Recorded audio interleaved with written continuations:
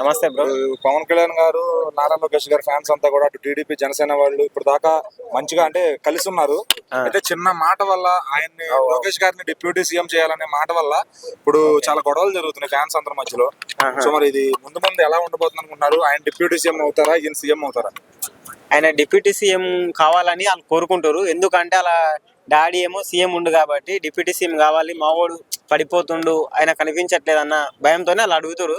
కాకపోతే ఇప్పుడు మరి పవన్ కళ్యాణ్ తీసేస్తే అందరు ఫీల్ అవుతారు కాబట్టి పవన్ కళ్యాణ్కి సీఎం ఇచ్చినారు అనుకో అయిపోతుంది. చంద్రబాబు నాయుడు ఎలాగో ఆయన ఏజ్ అయిపోతుంది కాబట్టి సెంట్రల్లో చూసుకుంటే కరెక్ట్గా సరిపోతుంది ఈక్వల్. కానీ అట్లా కాదని మేము మా ఫ్యామిలీతోనే ఎదగాలి, ఫ్యామిలీ లెక్కలనే రావాలి రాజకీయం అంటే కుదరదు. నాకు అనిపించింది ఏంటంటే వీళ్ళు ఫ్యామిలీ లాగా చూసుకుంటే మాత్రం ఇప్పుడు పవన్ కళ్యాణ్ తొక్కాలని చూస్తున్నట్టుంది.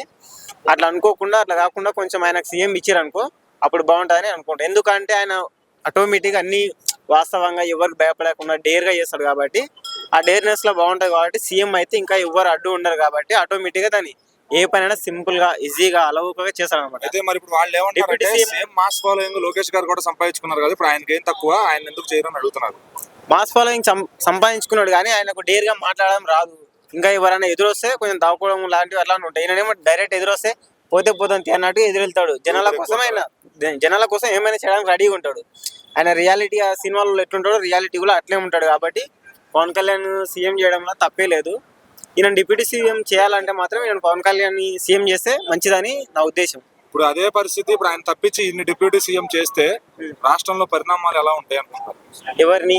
పవన్ కళ్యాణ్ తప్పించా? ఆయన తప్పించి పవన్ కళ్యాణ్ తప్పించి అట్లా చేస్తే మాత్రం చాలా దారుణంగా ఉంటుంది, అల్లా కుల్లం అవుతుంది.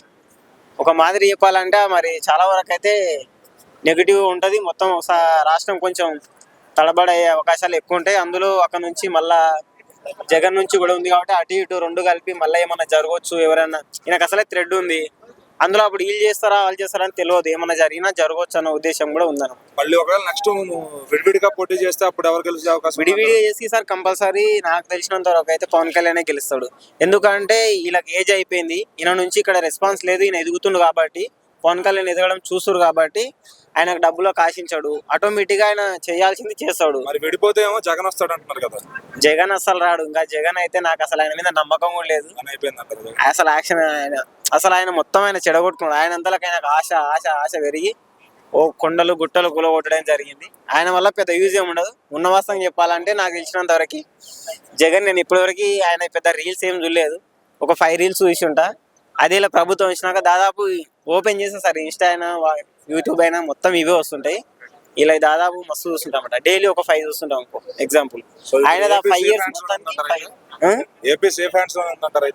ఏపీ ఇప్పుడైతే సేఫ్ ఉంది. ఏమన్నా అటు ఇటు చేస్తే మాత్రం వాళ్ళకే నష్టం జరుగుతుంది.